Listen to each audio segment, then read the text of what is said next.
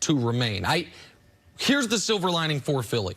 Even if they had more injuries, and even if Seattle was fully healthy, which they obviously aren't, you don't sign Marshawn Lynch out of retirement if you're fully healthy at the running back core. This is going to be a close game because Seattle doesn't know how to play any game other than close games. Every single one of their wins this year, except for the win against Arizona, came in a game decided by a touchdown or less. All they play is close games where either team can win it at the end. Situational quarterback play by Russell Wilson, up to and including last week, where he damn near brought him back from 12 down in the last half of the fourth quarter to steal the division from San Francisco, that they have won the vast majority of those one-score games. So I think it'll be a close game. I think it'll be a good game, and it wouldn't be shocking if Philly won. I'm not writing them off like I did so foolishly in 2017, but I don't think they can overcome the injuries and the talent deficit and experience deficit that they have at the quarterback position from Russell Wilson and Pete Carroll coming in against Carson Wentz. I think, honestly, the experience part probably is the biggest factor. But this is how Philly has been winning games recently. They run the ball really well with Miles Sanders, catching the ball out of the backfield with him. And Carson Wentz has been playing out of his mind these last few games. However, when they lost Brandon Brooks early on in the season, that run game slowed down tremendously because he's just that type of guy. He's a role grader in the middle of that offensive line. And then you put him out on the screens, and he's able to lead the way for Miles Sanders and Boston Scott. And so without him in the middle, it's going to be tough. Hopefully Lane Johnson comes back to try to solidify that right side of the line. But when you're playing against a team that has that experience, has a quarterback that has been there and done that, it's going to be tough, especially for Carson Wentz, who's getting his first playoff experience of his short career. You also like Seattle in this one? Unfortunately, I do. Unfortunately? Unfortunately. Well, yeah, he's a Philly guy. I want the Eagles to continue to play. I want the Eagles to win, so I think the Eagles will win. So I'm very confident the other thing the Eagles have had is that they had a mojo going these last few games. And when you get that momentum going, they have a lot of momentum. At this point in the season, it usually continues to roll. Seattle's coming off a loss, so they're going to be hungry, but they're coming into Philadelphia. That's a big advantage. Just quickly before we move on, 2 points. One is they did play earlier this year. Seattle, that was, other than the Arizona game, that was the game Seattle dominated the most of any game on their schedule. You look at the final score, you see it was 17-10, or 17-9, I think, actually, but not really. It was 17-3, and then Philly scored a touchdown with 20 seconds remaining to make the score look closer than it was. But a question for you, how big of an impact does Seattle having to go all the way to Philadelphia make in your estimation on this football game? Though going cross-country travel, we see it happen during the regular season, and it seems to have a big impact. Do you think it has the same impact in a playoff game where teams are as amped up as they are? Yeah, I think it has a small impact, but Seattle has been a really good road team, and they've been traveling all year long, and so I don't know that it has an impact on that football team. But normally, absolutely it would, because you're going either to the West Coast or to the East Coast, and you're off your time zone. But the way that Seattle has played on the road this year, I don't think it impacts them at all. All right, let's move on now. The Associated Press came out with their At the end of the day, we're in a blessed situation. We're in the playoffs. We're one of 12 teams in the playoffs. I mean, we have a chance to go on a revenge tour, and what better way to start off with Tennessee, who we lost to last year. It's a big motivation. We weren't happy about our performance, and they're coming into our house, and what better way to get it started for the playoffs Saturday at 8:15 in Gillette. I mean, I hope it's going. I know it's going to be rocking, and I'm excited for our players to perform and in a way and play Patriot football on Saturday. I'm excited. Well said by him. Nick, are you buying a revenge tour for the Patriots? Well, I understand his point. It is certainly an opportunity. They didn't play Tennessee this year, but Brian, they played them last year and Week 10. Week 10, and Tennessee put it on them. Didn't just beat them. They blew them out. Blew them out. And then they would then play Kansas City next. Kansas City went to Gillette this year and beat them. And then in the AFC Championship game, they'd probably play Baltimore. But if they weren't playing Baltimore, it would almost assuredly be because they're playing Houston, two other teams that beat them. So yes, it is a chance for a revenge tour. I do not think they're going to be able to complete that tour. I'm not quite as pessimistic as some that have them losing in the first round to Tennessee. But I would be shocked if they get past the second round in the Kansas City.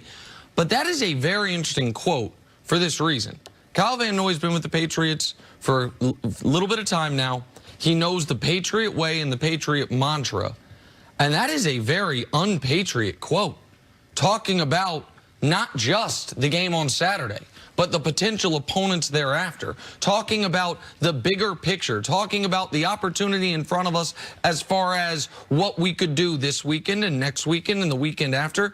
That is nothing we ever hear from the Patriots when they are on message and fully operational. Kyle Van Noy, I think, is straying from that a bit because the team right now is in very unfamiliar territory because they never lose a game the way they lost on Sunday. They never go through a stretch where at the end of a season they lose as many as they win, losing 4 of 8. So Kyle Van Noy all of a sudden is reaching for things that you hear other teams that have less certainty, that have less confidence. Like, well, it's the opportunity for us to avenge these losses we've had throughout the year.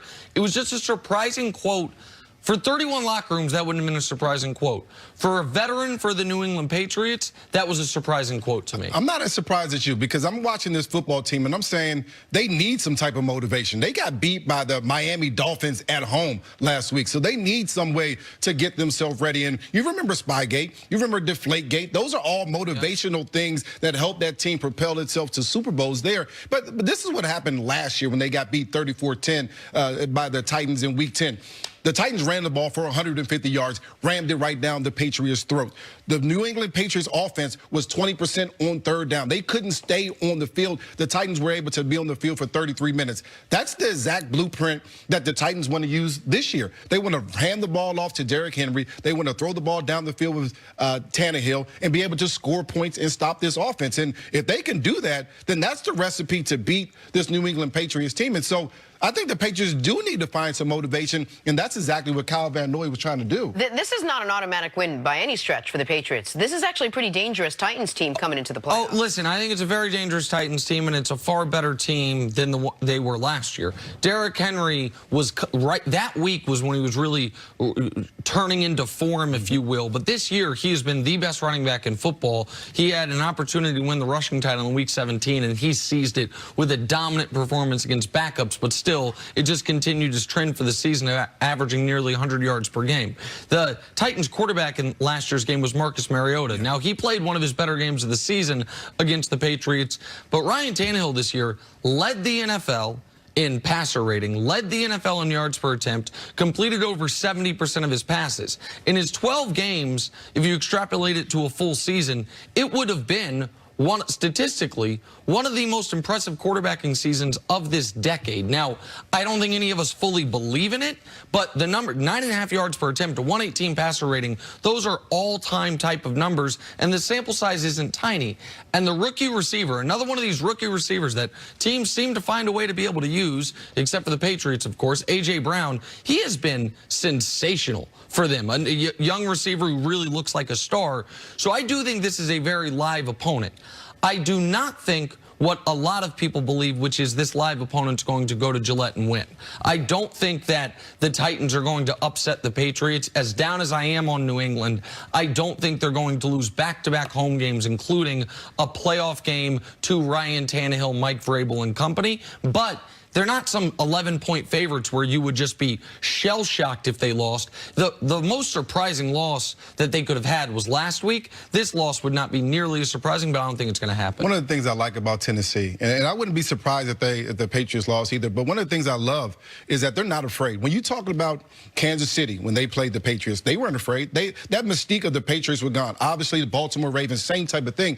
Usually when you play the Patriots in the past, you were down 7 points before they even kicked off the ball, because you were a little afraid. There's a lure about what's going on. You see number 12 across the field, and you're saying, you know, we're a little bit afraid. We have to worry about that football team. That whole thing is gone. Those whole things of the thought process of those guys are better than us, they're going to just outplay us, we can't make any mistakes, those things are gone. They made a bunch of mistakes last week against the Dolphins, and they were able to overcome those things the Dolphins were and win that football game. And so I'll tell you this, one of the things that I'm glad, if I'm the Patriots, is that we're playing in this first round. Of course, we want the bye, but I'm glad that we have an opportunity to avenge the loss from last week. I'm glad that we don't have to wait 2 weeks and then have to go find a way to win a football game. I think the Patriots team this year is the type of team that